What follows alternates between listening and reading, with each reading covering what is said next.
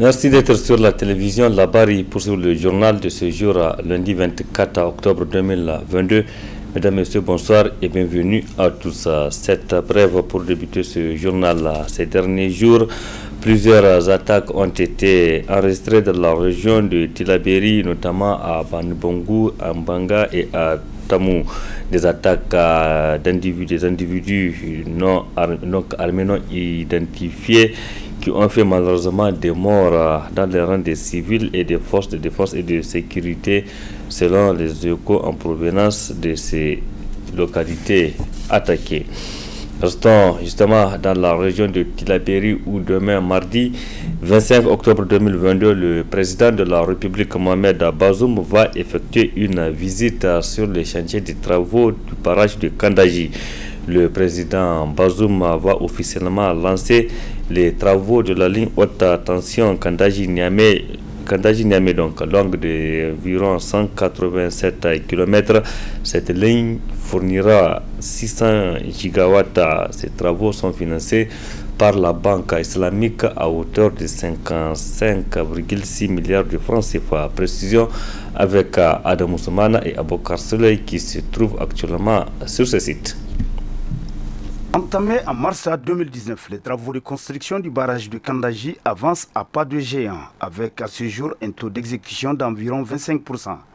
Ce joyau, jadis considéré comme un rêve, voire une utopie pour les pessimistes, va recevoir la visite du président de la République Mohamed Bazoum pour matérialiser sa volonté d'améliorer les conditions de vie des Nigériens.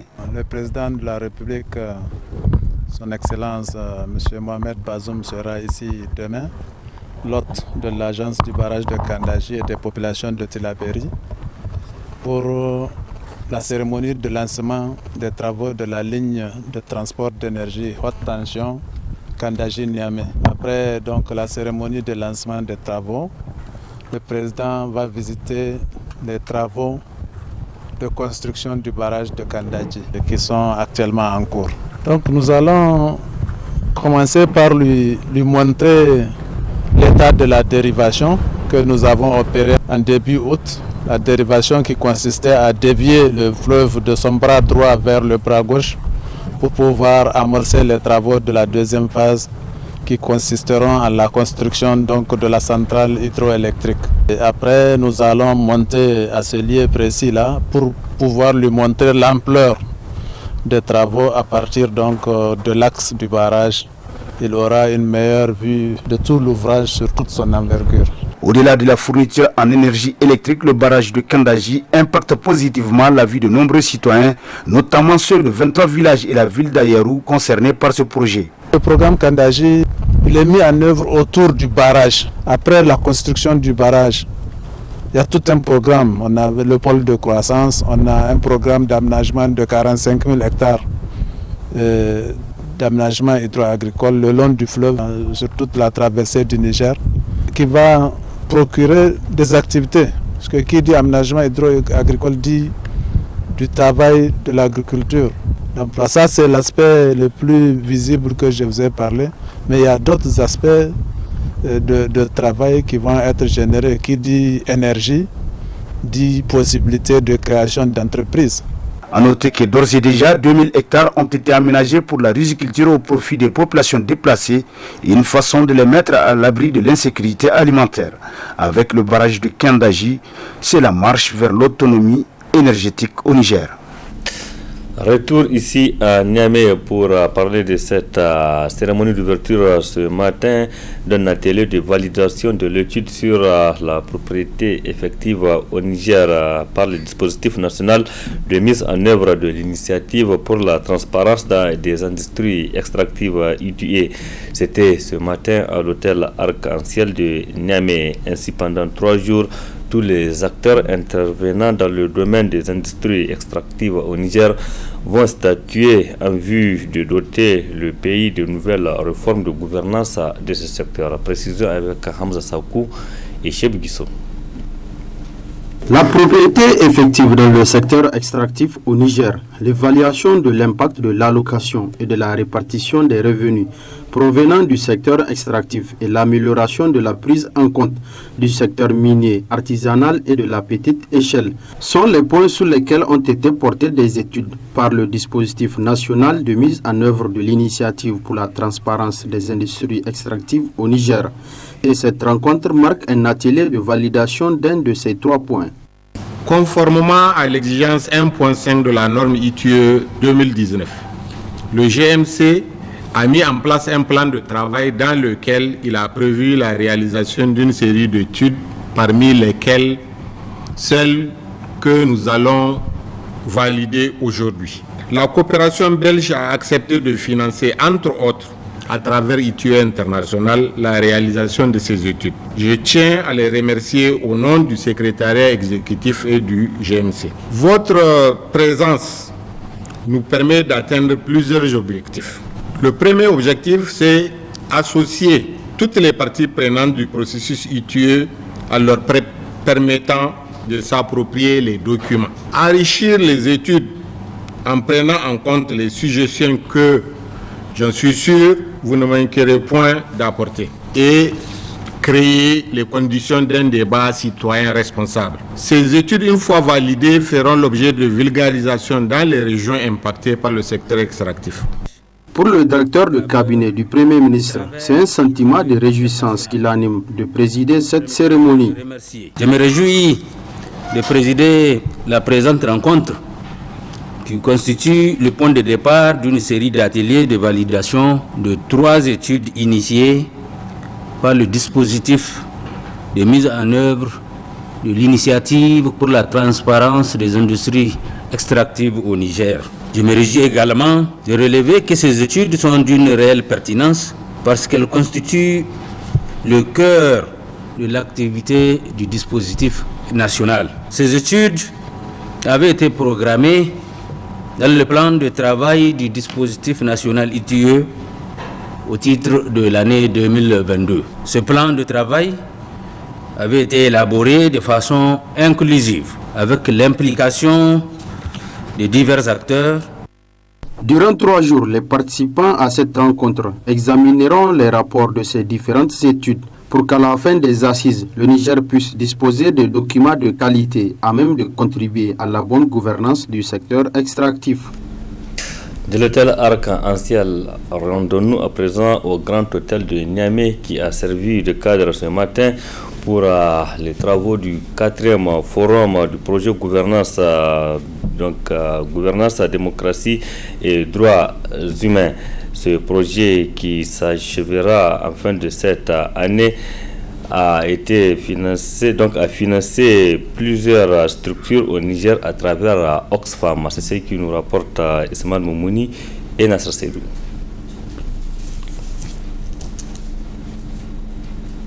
Contribuer au renforcement de la gouvernance démocratique et au respect des droits humains au Niger par une redevabilité accrue des structures de pouvoir formels et informels. Objet de ce projet dénommé gouvernance démocratique et droits humains. GDDH, plusieurs structures ont bénéficié de la subvention de ce projet, dans entre autres le Conseil supérieur de la communication CSC et la Commission nationale des droits humains CNDH. Le partenariat dans le cadre du programme GDDH a entre autres permis au Conseil supérieur de la communication d'organiser des rencontres d'échange d'expériences, de renforcer et pérenniser les relais régionaux, de conduire des missions de contrôle de conformité technique des médias dans toutes les régions du Niger, de recruter des agents de monitoring, d'élaborer et publier des rapports de monitoring sur le genre et l'accès équitable, d'organiser des séances publiques et de présentation du CSC dans différents établissements d'enseignement, pour ne citer que cela. En plus, notre institution, les organisations fêtières des médias et celles des promoteurs ont été prises en compte dans le cadre du projet. La CNDH a globalement bénéficié d'une subvention de 260 millions de francs CFA sur 4 ans, de 2019 à 2022. Ce qui a permis à la Commission de mener plusieurs activités, parmi lesquelles on peut citer, entre autres, la révision à mi-parcours de son plan d'action stratégique 2019-2023, l'élaboration d'un plan de formation triennal 2020-2022, la création d'un site web à jour, l'organisation des missions d'investigation, des ateliers de renforcement des capacités des acteurs étatiques et non étatiques sur diverses thématiques. Initiateur du projet, Oxfam se réjouit des résultats atteints. Le GDDH a donné de bons et beaux fruits. Les capacités institutionnelles, techniques et de plaidoyer des partenaires ont été renforcées dans plusieurs domaines. 18 formations ont été organisées. Quelques formations planifiées seront exécutées dans les prochaines semaines. Nous avons vu des partenaires engagés et motivés et sommes témoins du fait que cet engagement s'est traduit par des faits concrets. Nous sommes confiants que le projet GDDH 2 poursuivra ce travail pour une société civile mieux outillée, plus forte, qui produit des évidences et impulse des changements durables dans la vie des femmes, des hommes, des jeunes et des communautés.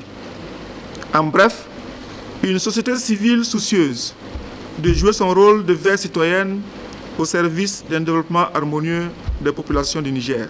Ce projet, financé par l'ambassade du Danemark à travers Danida, à hauteur de plus de 5 millions de francs CFA pour une durée de 4 ans, a été mené à bon port par la team leader Gisèle Meunier. Et j'ai vécu des moments très heureux. Distingué par Rebuilding Africa Forum pour ses efforts dans le décryptage de l'actualité africaine sur les médias européens, le journaliste écrivain nigérien Siddiq Abba a reçu son trophée du lauréat 2022 de Media Leadership Award le vendredi dernier à Bruxelles. Une distinction qui fait honneur au pays. Suivez plutôt. C'est avec une grande émotion que le journaliste écrivain nigérien Siddiq Abba a reçu son trophée du lauréat 2022 de Media Leadership Award. C'était devant un parterre d'invités le vendredi 21 octobre 2022. Son inestimable contribution à la compréhension de la crise sécuritaire dans le Sahel et le bassin du lac Tchad, à travers différents ouvrages qui font référence, le jury a décidé de primer Monsieur Siddiq Abba, journaliste, écrivain et universitaire. Cette distinction qui honore le Niger est le fruit de 25 années de carrière. 25 ans donc de formidable travail de notre compatriote en faveur du continent africain, notamment son inestimable contribution à la compréhension de la crise sécuritaire au Sahel et dans le lit du lac Tchad. En plus de son travail de journaliste, Siddiq Abba a également écrit des ouvrages. À son actif, plusieurs titres qui sont dans des bibliothèques dont on peut citer entre autres Voyage au cœur de Boko Haram pour comprendre Boko Haram et le dernier Mali Sahel, notre Afghanistan à nous. Des livres qui parlent de la situation sécuritaire dans le Sahel et dans le lac Tchad. Le jury a décidé de récompenser mon parcours de journaliste et de consacrer aussi le travail que j'ai fait dans le cadre de la couverture de la crise au Sahel et dans le bassin du lac Tchad. Donc c'est pour l'ensemble de mon œuvre, de mon travail journalistique depuis environ 25 ans maintenant, et les différents ouvrages que j'ai publiés qui font référence selon la lettre que le jury m'a envoyée, que j'ai été distingué, que ma modeste personne a été distinguée pour cette édition 2022. Ainsi, Siddiq Abba a officiellement reçu son trophée qu'il a dédié à tous les Nigériens à l'occasion du Rebuilding Africa Forum qui s'était tenu à Bruxelles du 20 au 21 octobre dernier sous le thème « Quelle stratégie d'attractivité pour les États africains ?» Retour ici au Niger avec la section lycée et collège de Niamey qui a rendu public ce lundi matin une déclaration. Dans celle-ci, cette structure rappelle aux autorités les différentes revendications des élèves. Une déclaration lue par Habiboullah Boubacar Moussi, le secrétaire général de la section lycée collège de Niamey. La section lycéenne et collégienne de la région de Niamey apporte son soutien total à la section universitaire de Maradi qui sont en mouvement avec les autorités inconséquentes de Maradi et exigent la libération sans condition de tous les camarades arrêtés, notamment le secrétaire général de l'université de Maradi. Soutient le comité directeur de l'USN pour pour sa mission d'urgence qu'il avait décrétée sur Maradi, à sa tête le secrétaire général Ahmad Hamani Mokhtar, nous espérons qu'à la fin de cette mission, une solution sera trouvée. À l'interne, la section lycéenne et collégienne de la région de Niamey informe l'opinion publique qu'après toute démarche entreprise avant même cette rentrée académique 2022-2023, une rentrée d'air politique, au finish, elle ne constate qu'un semblant de faire par les autorités qui ne cherchent qu'à nous donner des bonbons comme des petits-enfants au lieu de nous donner à manger parce que nous avions faim. Quand j'ai dit nous avions faim, je parle de l'école nigérienne en particulier, celui de la région de Niamey. Sinon, comment pourrions-nous comprendre qu'à Niamey, la capitale du Niger, qu'il y ait des écoles 100% payotes? Pour ceux qui ont bien sûr de la chance, d'autres n'en ont pas. Prenons l'exemple du CEG Franco-Arabe Saga, CEG Tondibia, CEG Calais Plateau, pour ne citer que cela. Il faut que nous notifions que ces écoles situées à Niamey, vivant des habitants de Niamey, des élèves qui sont nés à Niamey, qui fréquentent ces mêmes écoles-là, sont dans une situation délicate. Par ailleurs, d'autres partent à l'école pour trouver une solution, mais malheureusement, l'école est devenue un champ de rabaille. La section lycéenne et collégienne de la région de Niamey condamne avec sa dernière énergie cette situation délicate que vivent nos camarades. D'autres camarades s'asseyent à même le sol. D'autres camarades n'ont même pas les classes pour pouvoir effectuer cette rentrée. Et on nous dit qu'il y a eu une rentrée effective de la région de Niamey. La section lycéenne et collégienne de la région de Niamey dit avec sa dernière énergie qu'elle ne cautionnera plus des discours folkloriques faits par les autorités en charge de l'éducation et qu'à partir de cet instant, si une seule école se trouve dans une situation chaotique, la région de Niamey réagira par toutes ses forces et exige à partir de cet instant les établissements cités si haut que tous ces établissements-là puissent trouver des classes, peu importe la façon dont les classes sont construites. La section lycéenne et collégienne de la région de Niamey ne terminerait pas ses propos sans pour autant donner un ultimatum d'une semaine aux autorités en charge de l'éducation, sans quoi ils seront les seuls et uniques responsables de tout ce qui adviendra. Lancé par l'ONG Contrepart, le projet Jagoranti vise à vulgariser la mobilisation des ressources et encourager la veille citoyenne au niveau des collectivités territoriales. Plusieurs communes de la région de Zander sont concernées, dont celle de Guidiguira, comme nous le précise ici le maire de la dite commune, interrogé par nos confrères du studio Kalangou. Depuis l'annonce de Jagoranti, depuis le mois d'août à Niamey, on était très contents. On s'est retrouvé à Zander pour des ateliers de formation, à Gouré pour plusieurs ateliers de formation sur la bonne gouvernance, sur les responsables locaux. Aujourd'hui, avec les sensibilisations, avec ce qu'on a appris et avec les approches qu'on est en train de faire, alhamdoulilah, la population est en train d'accepter ce qu'on leur dit, ce qu'on leur a dit, et la population accepte de payer les taxes municipales, les taxes de marché, et la population accepte même de venir se renseigner sur ce que fait la mairie.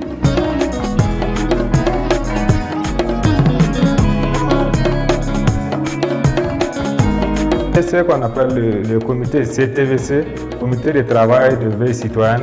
C'est un comité donc, composé de 6 personnes comme membres exécutifs. C'est un comité qui est initié sous la surveillance donc, de Jagoranti. Donc nous avons la fois passée à sensibiliser la communauté. Et cela se fait donc ici dans les différents quartiers. Nous avons prévu donc ici la sortie dans les différents quartiers de Guidigir.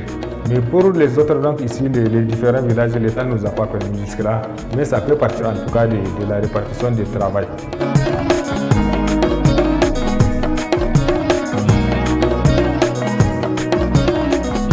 dan yanzu mirin tamu wannan mun gode Allah tana taimako iya taimakonta.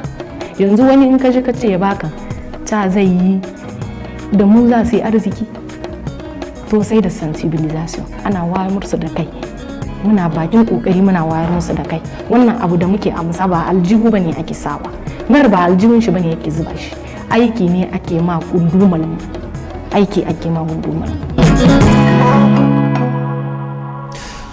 Point final de cette édition. Merci à vous de l'avoir suivi. Restez en compagnie du programme de la télévision Labari. Excellente nuit à toutes et à tous et bon début de semaine.